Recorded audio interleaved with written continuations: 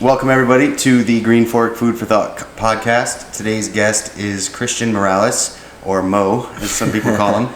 But most people know me by. Most people know you by Mo, yeah. He is a coach. He coaches athletes, young and old, athletes of any and every sport, athletes who don't even know they're athletes yet, and anyone who just wants to move better, perform better, or become more powerful, stronger, faster, etc. At a young age, Mo has tons of education and experience already under his belt, and speaking from personal experience, he's absolutely one of the best top-notch coaches around in the area. I've worked with you only for a little bit, but I really enjoyed it. That was fun. Yeah. It was a good time. Yeah, it was really cool. It's different than the style of training that I had been doing for a while, so it was just really cool to get into with a trainer that really focuses on athletics and sports performance, because that world is so much different than like your gen pop or basic bodybuilding stuff, where I think most of people get their information from, right? Is that like old school bodybuilding, like hypertrophy training? Yeah, exactly. And one of my college professors, Dr. Paul Arciero, he was always big on always an athlete. So even if you got your grandma who's 90 years old, that she's still an athlete in some way, some capacity. Right. So I kind of took that to heart, and then just through getting myself more athletic and seeing people in a commercial gym and how they can't really move but they're super strong, but they try to go play pickup basketball and then they tear their whatever it is. They pull their hamstring, pull their quad, they're constantly injured. But everyone always still wants to play sports. Right. You go to your cookout with your family, all the uncles are still out there, trying to play beach volleyball, trying to play wiffle ball, basketball, whatever it is. And I felt like no one's actually preparing their body for it the right way. So that's kind of how I started out. Yeah, I think people get used to, like, let's say just use RDL for example. It's like a one plane movement, right? And you get really strong in that, but what about rotation? What about like single leg stuff? Or if you fall and land on your ankle wrong and it rolls or whatever, if you don't have all your bases taken care of, then you're going to be screwed. Exactly. What got you into deciding to pursue athletic coaching and coaching in general? So I always knew that I had to do something with sports growing up. I watched every Yankee game growing up, all the Giants games, big Knicks fan. So almost went all the way last year. Yeah, it was close. But hopefully this year. So I always knew I wanted to do something with sports. So after high school, went to college, was a health and human physiological sciences major at Skidmore. Nice. And then I started doing things on my breaks, so I would go shadow my high school athletic trainer. One of my trainers growing up, Gary Vesper down in Jersey. Cool. Shadowed them, kind of figured out right away that I did not want to do athletic training. I do have a very funny story. The first day that I was with my high school athletic trainer, we're in the room, 3 o'clock comes, kids are getting out of class, and then they just start pouring into the athletic training room. I need this taped, I need this, my foot hurts, what do I do? My hamstring, this, that. He's got 20 kids, there's only one of him. Half of them, he'll ask them 1 to 10, how much does it hurt? And they're like, oh, it's a 10 out of 10. He's like, but you shouldn't be able to walk then. They're like, oh, it's like a 1. And they're like, oh, okay. Then we're sitting there, and then one of the coaches starts running in, and it's the fencing coach. So they would practice in our cafeteria, and she's like, we need you, like someone's seriously hurt. Oh my God. We go in there, kid's laying on the ground, he's like crying, we're like, oh my God, like did he just tear his ACL or something? So we ask him, like, can you still move extension, flexion in your knee? And he's like, I think so. And he tries it, and he's like, okay, I think I'm all right. And he just stands up, and then it was fine. And I was like, this isn't for me. Right. I have a friend who's an athletic coach, and she was working for a while, and she got tired of it because all it was taping people, wrapping their knees up, ice baths, stuff like that, and not really able to educate the athletes on proper movement and stuff. I'd say that's the biggest thing, because there's so many athletes. There's 300 athletes that one athletic trainer. It's like, what are they supposed to do here? No one has any prior education on, how to rehab themselves, or what they should be feeling, or what they should be doing, or the timelines, or the scaling of intensity. So, having to prescribe that all yourself is almost impossible. Yeah, exactly. That's a lot. So I knew I didn't want to do that. Yep. So then my sophomore year, I started interning at Max Level Fitness. So Nate, the owner, went to Skidmore. Yep. And then I went to my advisor, who he also had when he was at Skidmore. And I asked them if there's any, gyms in the area looking for anyone. And Karen Arciero was like, yes, someone actually just emailed me, Tanya, who's Nate's wife. Yep. So got her phone number, and then looking for an intern. So that's how I started out there. Yeah. Interned like 6 times, and then COVID happened. Oh yeah. So then I got sent home. Yeah. And then kind of was just working out at a garage gym at my friend's house, just like everybody else. Yeah. Did online class, that whole thing. The next year, I don't think I interned there because there were still so many restrictions. Yep. With the size of classes, max, that whole thing. Yeah. So I think my junior year, I texted, reached out to them, and then did another internship with them. And then by the end of my junior year, I was running all the athlete programs and basically had the program to myself. Nice. By the end. And then senior year, just worked there, was getting paid for it. Yeah. And by the time I graduated, I was able to have enough clients where I went home for a week and then just moved right back. Nice. So that's a great way to build, your portfolio and your client base. You're so gung-ho, you're learning about this stuff, you're wanting to try it out. So they really lucked out getting you, for sure. Yeah. I mean, it's somebody that's eager and like into what they're doing and wants to try new things out and learn and grow. Like, that's awesome. So you work with all types of athletes. Yes. Young, old, everybody. How do you approach like each individual's program differently, or how do you approach each program? So I try to look at it, obviously client to client, and getting to know them personally, I think, is the most important thing. Yeah. So a saying I heard was, they don't care about how much you know, they care about how much you actually care about them. True. So I think that's, building that rapport on day one, yeah. Making sure, you're asking about what other sports they play, not just, their favorite sport. Right. Getting to know their families, getting to know their activities that they like to do, what they did on the weekend, what their summer plans are like. Yeah. I think that will tell you a lot, and then once you have that connection, they'll trust exactly what you're doing. Yep. And then if they have any questions, obviously you get to explain it to them. Yeah. But I think that's the most important part. Yeah. And then secondly, just meeting them where they are. Yeah. So that was the hardest part first for me is, I would sit there and try to create a program or an assessment on day one that suited all their needs, but I had no idea where they were. Right. So I'd have this whole thing planned, and no matter what, I wouldn't call an audible. Yeah. Yeah. I didn't know how to do that at first. So that was like a big one where I wasn't meeting clients where they're at, and then they were like, that's the hardest thing I've ever done. Yeah. Yeah. And yeah.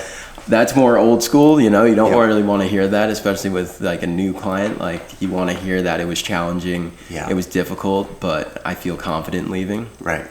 So that was definitely something that I learned. I think that's every new coach. I mean, when I first started coaching, it was the same thing. Like, you have this thing laid out and you want it to go that way, but then they come in, maybe they just hurt their knee the night before, they slept funny on their neck or something, or they're just tired.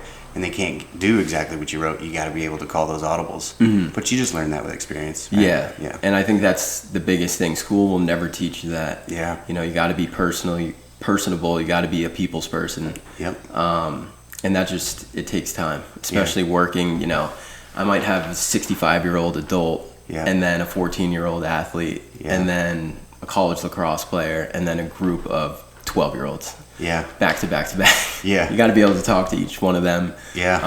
On a different level. Yeah. That's crazy. Exactly. That was one of the questions I had for you was like, is there a different approach with kids that you work with versus adults? Mm-hmm. So with kids, I always say if they're in high school, it's going to be 80 to 85% the exact same no matter what kid it is. Yeah. So every kid wants to get stronger. They want to get faster. They want to become more powerful. Yep. You want to work on their single leg stability, their single leg strength, all that. So most of that foundation work is going to be the same. Yeah. And then that last like 10 to 15, 20%, that's when you can, I'll put in a few more, rotational exercises or scapular stability for a baseball player or a pitcher. Right. Or a tennis. Yeah. So I don't love the term sport specific because nothing you do in the weight room is specific. Right. Shooting a jump shot is specific to basketball. Right. But anything we do in the gym is not going to be exactly transferred completely directly to it. Yeah. We're just trying to work on qualities that will enhance, those in-game movements. Yeah. And create a better capacity for them to be able to handle whatever demands or loads that they have during their actual competition. Yeah. That's smart. Yeah. So, the foundation is pretty the same. Usually I'll have like templates that I'll kind of stick to. Mm-hmm. And that's just the order. You don't want to sprint last if you want to get faster. You have to do that when you're fresh. Yep. Working on, your plyometrics, that has to be in the beginning of the workout because, again, you don't want to be fatigued. Mm-hmm. You don't want to do conditioning first, all those basic kind of things. Yeah. Smart training. So, yeah, exactly. Yeah. Just kind of having a sense of what to do. Yeah. So I have those templates, and then based on the kid, that's when I'll change, add certain things. Mm-hmm. Younger kids, I try to do a lot of body weight, Yep. Obviously, we'll teach them the basic, how to lunge, squat, all that stuff. But most of them can't even hold a wall sit for a minute. Yeah. So I don't need you learning how to goblet squat if you can't even hold your body weight up yet. Right. Yeah. So, but I still think it's good to, some days we'll let them barbell bench press with, the training bars. Mm-hmm. Just because they're super excited, and I think that's a positive for them too, just to get to enjoy it, get to learn how to do it at a young age, feel confident, they're with their friends, it's a Friday, let's have some pump fun. Some iron in the gym with your boys. Yeah, that's cool. Exactly. I think it's great I wish that I had a trainer when I was younger, just to build that solid foundation that you're talking about, because, what I learned coming up was all from the bodybuilding world, like I said before, so it's like, bench press, back squat, deadlift and stuff, and my body wasn't ready for all that. I need to do the single leg stuff. I need rotation stuff. It's more applicable to what I'm actually doing.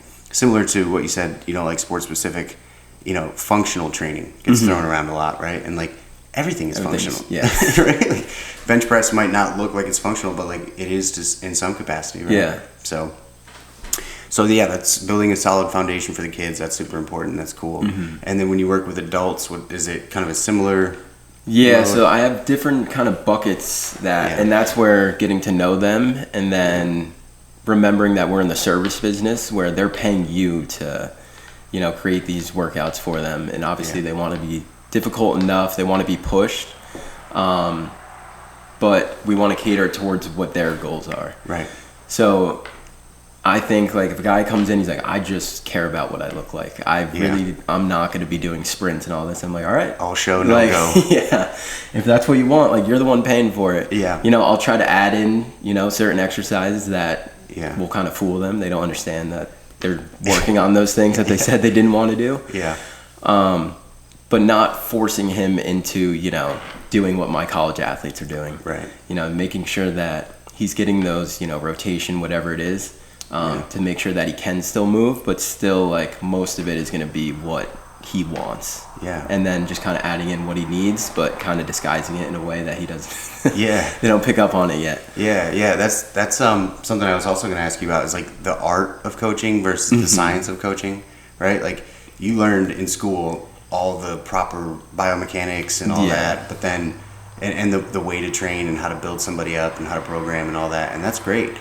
But then when you actually get in the gym and you're working with people, you have to assess people's different body types and injuries and stuff like that, and meet them where they're at and stuff like that. And that's kind of the art of coaching, right? So how do you, you already talked about it a little bit, but how do you like weave in the art of coaching?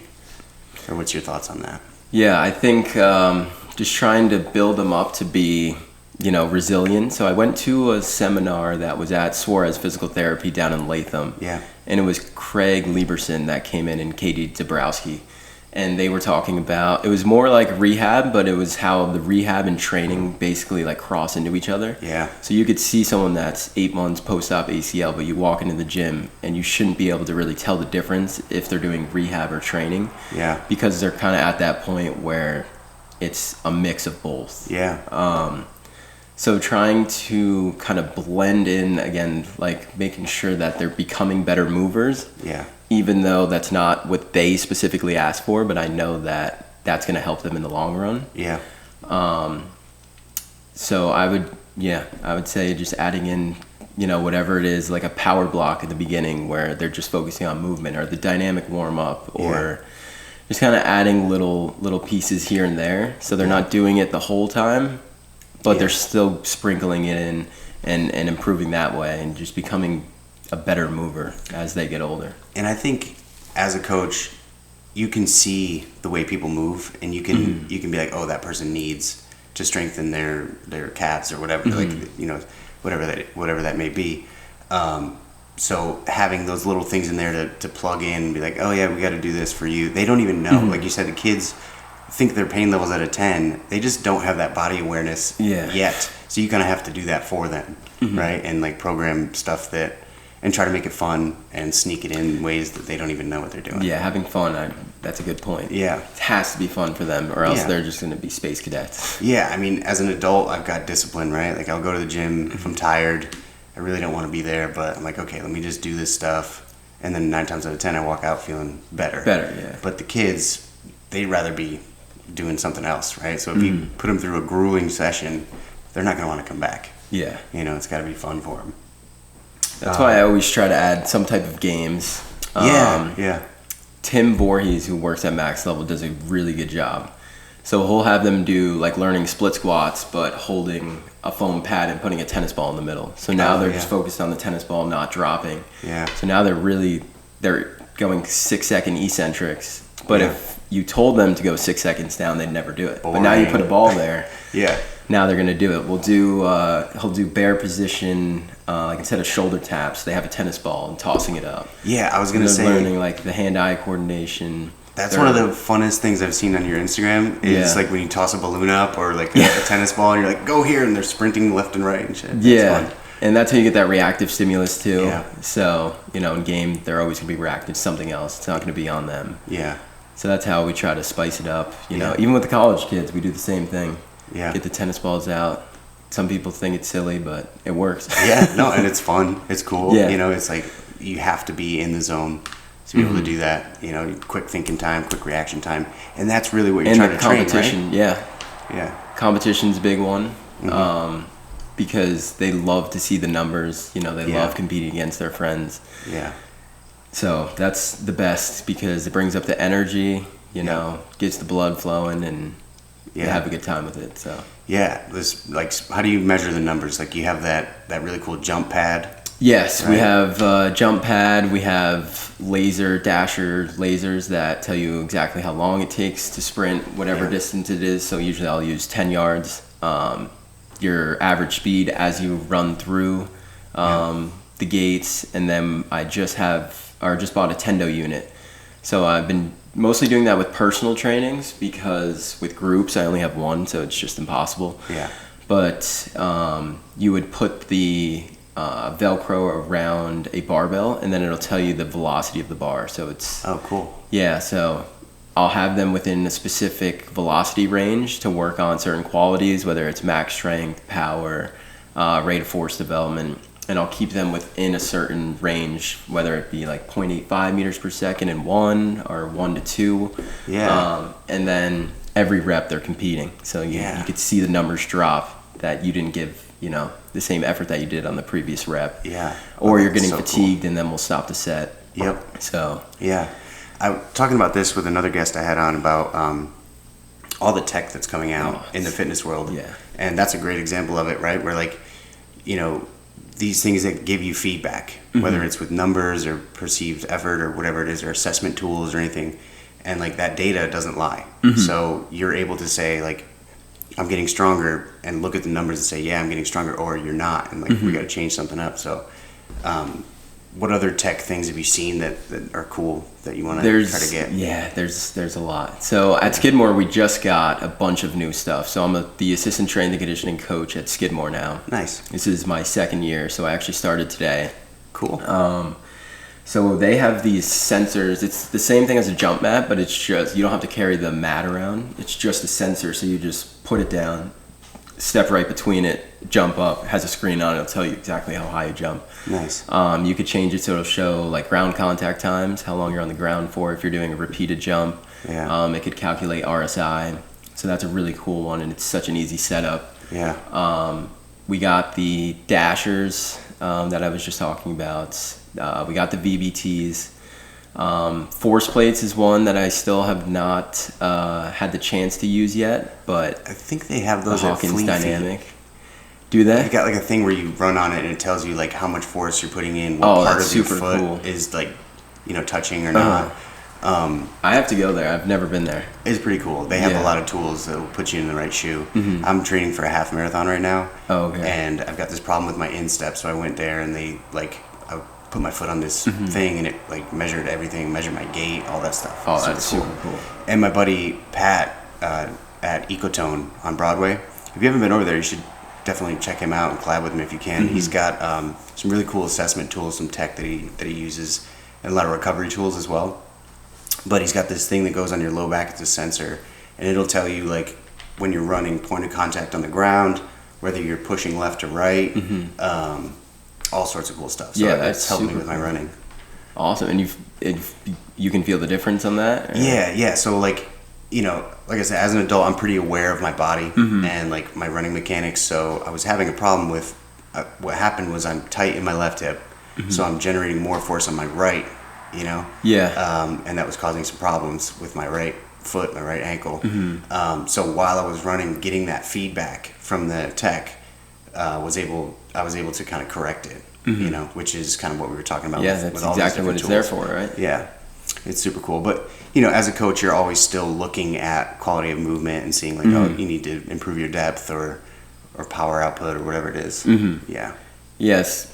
And then one thing I've been trying not to let the tech take over also. Right, yeah. Because, I bought the VBT. I'll only use it for 17, 18, and then all my college kids. Yeah. I don't need a 14-year-old using it. Yeah. They just have to go up, explode up with the most intent that they can. I'm not really worried about the other stuff. They're going to get their power from their plyometrics.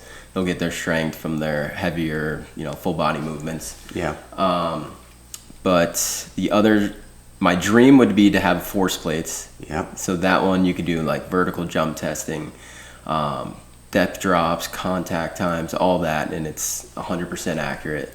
And what does that measure? Like power output? Like jumping? So it'll tell you like it'll tell you like impulse, so like how quickly you're getting off the ground and then how fast you're producing that force.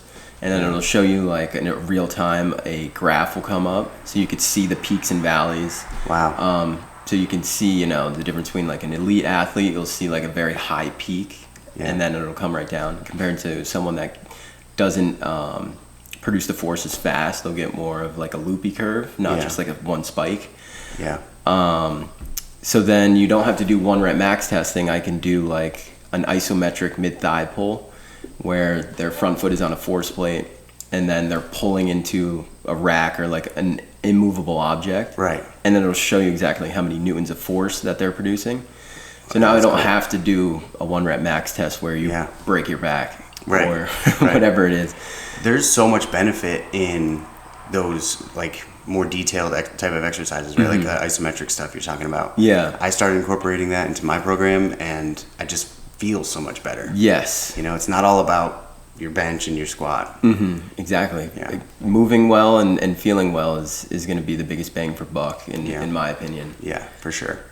I think I've switched mostly back to like kettlebell training. Right now I'm running, specific running. And so I'm doing kind of things like isometrics and trying to get my hips, to keep them pain-free for that sport. Those are great for your patellar tendon too. Yeah. And your Achilles. Yeah, so just trying to like, I don't know, whatever it is that I'm putting a ton of load on, trying to do stuff to take away from that a little bit and also just strengthen in the other direction. That makes sense. Yeah, isometrics are going to be great for, that's what I have all my athletes do that have any type of patellar tendon or quad tendon, tendinopathy. Yeah.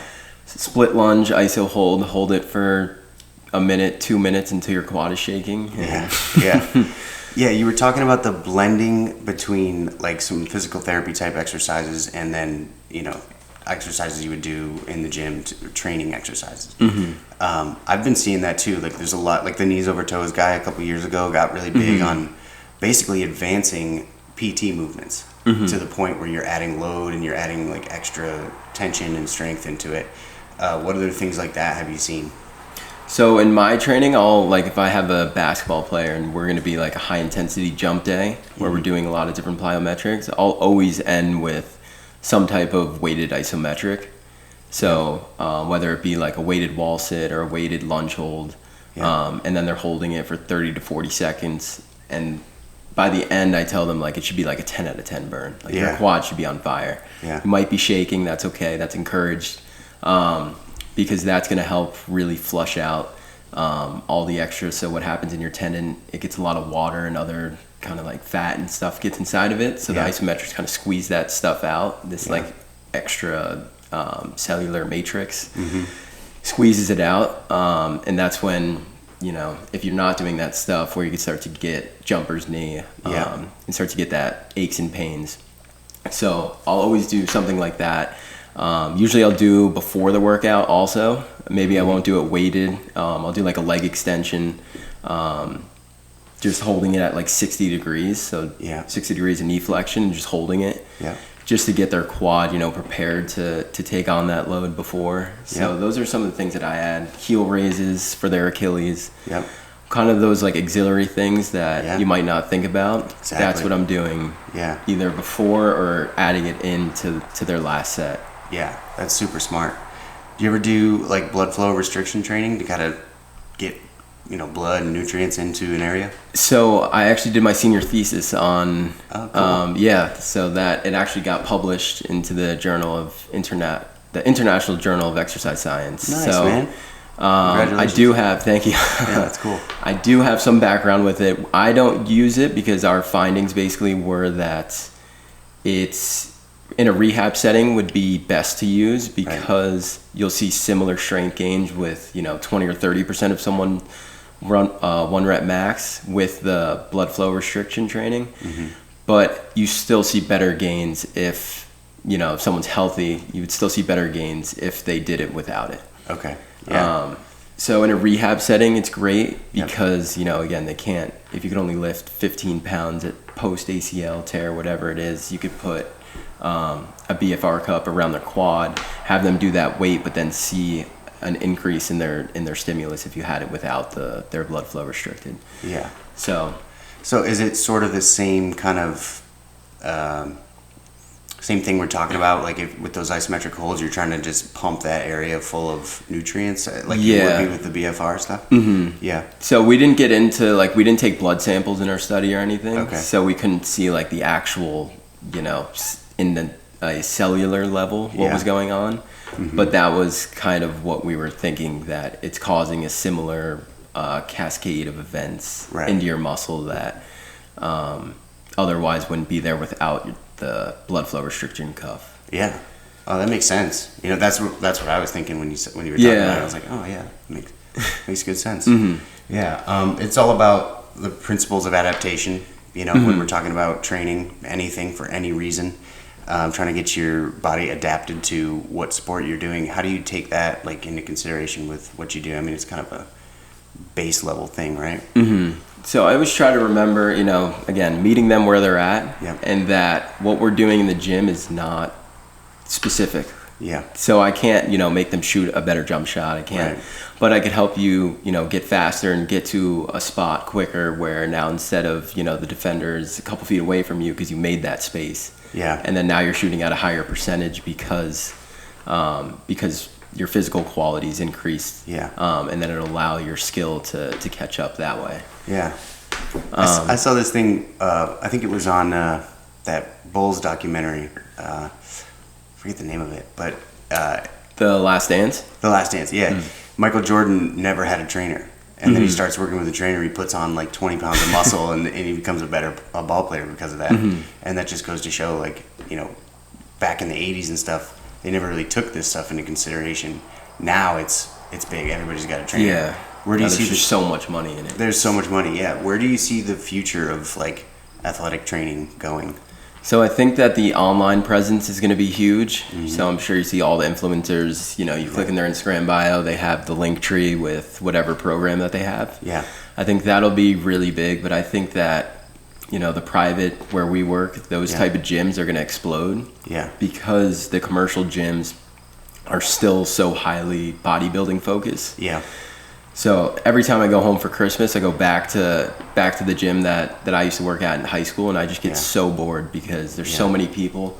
You get your bench press rack, and then you can't move. So you just do your set. You sit there, you go on your phone, you wait 2 minutes, and then no supersets. Yeah, exactly. You can't do anything else. So it's so boring. But I think people are, you know, especially with social media, getting exposed to different types of training, and even like Equinox or like LA Fitness, those gyms are adding turfs, they're adding sleds, they're adding box jumps, like those type of things. So I think that's really going to explode, and people are starting to understand, like, oh, it's good to continue moving past, you know, you retire after high school. Yeah. And then you're like, oh, I'm 30 and I haven't sprinted in 10 years. Right. Yeah. So I just recently got into golf, and I really like it, and I kind of am nerding out on a biomechanics kind of thing, and it's crazy because, like, like you're saying, you can be stronger, like you can be the strongest guy, but it's all comes down to the mechanics of the swing, and you can't really do that in the gym. You can't teach that. Yeah. It's a completely different thing. Like you're saying, the jump shot is a jump shot. The only way to do that, to get better at that, is to practice, right? Hire a skills coach. Right. But with golf, you know, I'm seeing a lot of trainers that are like golf specific trainers, and a lot of it again is that like isometrics and rotation and anti-rotation and stuff. So you know, I know you don't like the word sports specific, but like certain sports do require different things of you, right? So how would you take, let's say, a golfer versus, you know, a football player? Like, what would their programs, how would they differ? So I would say that the golfer is definitely going to be more mobility focused, because they have to be able to internally rotate in their hips and then externally rotate when they're at the top of their swing in their shoulder. Their spine, I call it like their spine engine, has to be super strong where they're able to rotate while keeping their chin down looking at the ball. And obviously they're not going to want to put on as much mass as like a defensive end. But still the qualities, like I would definitely still have them doing some sprints, because the golf swing, I don't know the exact timing of it, but Fred Duncan has really great posts on Instagram. And one of the things he posted was the sport actions and how fast they take. So like throwing a pitch from once their front foot, once they stride out and they make contact with the ground, the throw happens in like 0.2 to 0.25 seconds. Fast. Yeah, extremely fast. So golf, I'm sure, and I think a baseball swing is right within that range. Sprinting, a ground contact time of an elite sprinter is like 0.08 seconds to like 1.1. So you're producing, you know, 8 times your body weight in 0.08 seconds. So you got to be able to, you know, generate force really fast. So, you know, golfers are doing the same thing. Once they're at the top of their swing and they're rotating, you know, the club head speed is 100 whatever miles an hour.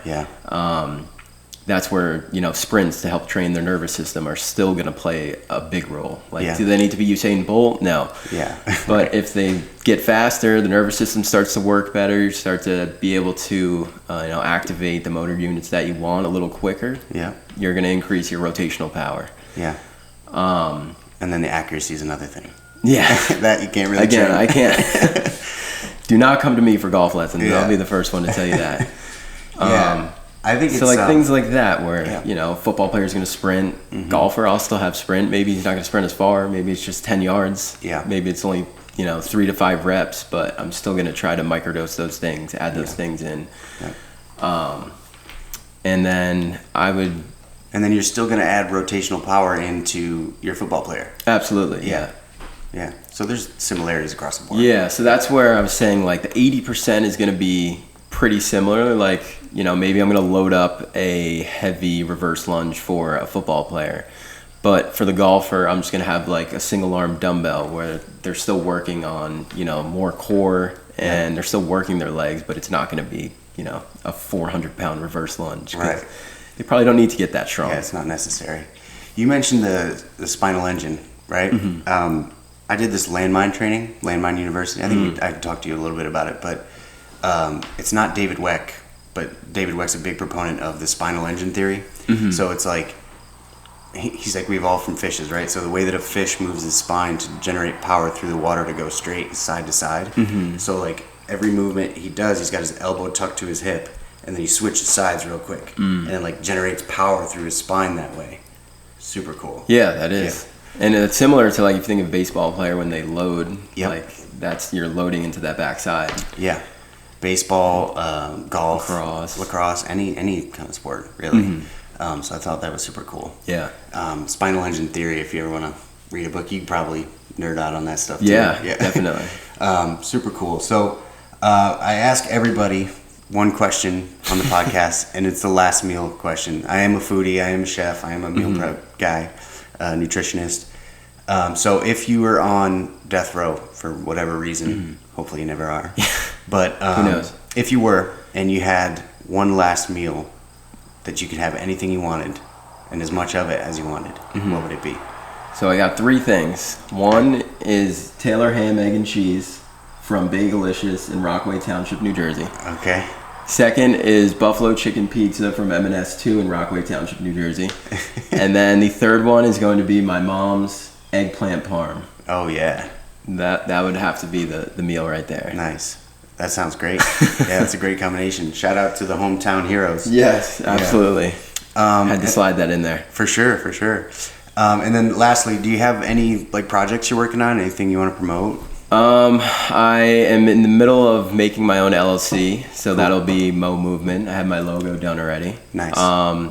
And then the online programming is something that I want to get into. Cool. Releasing a couple different programs, so I'm thinking, one that's just linear speed, how to get faster, 6 to 8 week program. One for pitchers that'll have like arm care, how to get stronger, increase your rotational power, and then a vertical jump program as well. Nice. So I want to release those on Train Heroic eventually. Okay. So that's kind of been in the projects. I've wanted to do it for the last couple of years, but I feel like I'm finally at a point where I have the knowledge where if I made it back then, I would be like, okay, hopefully people don't buy this. Yeah. You can always tweak it as you go, right? Yeah. So that's something. Just do it sometimes. Yeah, exactly. So that's something that I'll be in the works. Cool. But yeah, other than that, just training at max level. So yeah, if people want to get a hold of you to train with you, how can they reach you? My Instagram is mo_movement25. Okay. If you have my cell phone number, you can just text me. Okay. But you could either DM me on Instagram or I think my phone number and email is up there too. So right on your Instagram, you got your personal information. Yeah, exactly. All right, cool. Nothing bad has happened yet. So. Yeah. Well, I'll have to get in and train with you again sometime because it was a lot of fun. And I'm getting through, I got this half marathon that I'm doing end of this month. And I might end up doing another one. But then after that, I got to set another goal to try to do something else. So maybe I'll come see you. I'm doing a High Rocks in Toronto next month. So nice. I'm excited for that. Yeah, my buddy Mike, who's studio rap, whose house we're in right now, is doing one in Boston. Okay, Boston that's what everyone at Max Level is doing, that one. Yeah, it's going to be a good one. People love that stuff. I feel like it's the new like CrossFit. You know, people are just really into it. I'd like to do one. Yeah, I mean it's completely random. There's no science behind it at all, but it's who could do it the fastest. Yeah. It's just sport. It's like exercise is a sport. Yeah, exactly. It's cool though. I like that stuff. And it's cool, And I think there's thousands of people that do it in one event, so it'll be cool. A lot of fun. I like those. I like Spartans. I've done a Tough Mudder. Those are really fun. Those are cool. It's just a fun way to get out and do something with, like a group of people. I trained for so long and I didn't really do a sport as an adult, and I kind of just trained for aesthetics and because it made me feel better. And then I got into jiu-jitsu for a little while. Got injured through that, but now I'm like into golf and running, and I got to keep something going. So I think High Rocks maybe. How's golf going? Pretty good actually. Yeah, I think because of my knowledge of like biomechanics and I'm able to have a awkward but good swing. Maybe not you know, people will probably look at my swing and judge the shit out of me. Not Bryson yet, but. No. Those long drivers, have you seen those guys? Yeah. They're just, I don't know how they generate so much power. Yeah. Like my back would break. Yeah. It's crazy. But I like it. It's a challenging sport and it's fun and it's not super physically demanding. You know, you can just get out and have a good time. Yeah. You can walk the 18 holes and it feels good. It's super frustrating sometimes. Oh, yeah. Don't even. It's you against you when you're out there and like, you know, sometimes you get overzealous and you want to smack the shit out of the ball and that doesn't work. 3 feet right in front of you. Yeah, but I love it. It's, you know, it's fun for me, my son to do or whatever. Me and my friends. You play? Yeah. So I mostly just do scrambles now, like with my friends. Last year I tried to really get into it, go on my own and stuff, and I would have to pay for lessons and all that kind of stuff just because my swing's just not there. Yeah. And I'm not willing to do that. Yeah. Well, you know Kenny. So I just play. Yes. You should hit him up. He's pretty good. Yeah, that is true. He's collegiate level, I believe, golfer, and he's given me quite a few tips. Yeah. Dude, he uses a 1-iron. Like, who uses a 1-iron? And he hits it further than my driver, and it's straight. I'm not. I get so mad. It doesn't surprise me. Yeah. He's awesome. Shout out, Kenny. Shout out, Kenny. All right, man. That's it. You got anything else for I don't think so. All right, cool. Well, thanks for joining us. Yeah, I appreciate you having me on. Morales. If you want to get a hold of him, check him out. Instagram, Mo_movement. He's a great coach, great trainer, and great dude all around. So thanks for thanks for coming on. Absolutely. Appreciate you, man. All right, that's it today. Yeah, we will do it again. Stay healthy, my friends. Peace.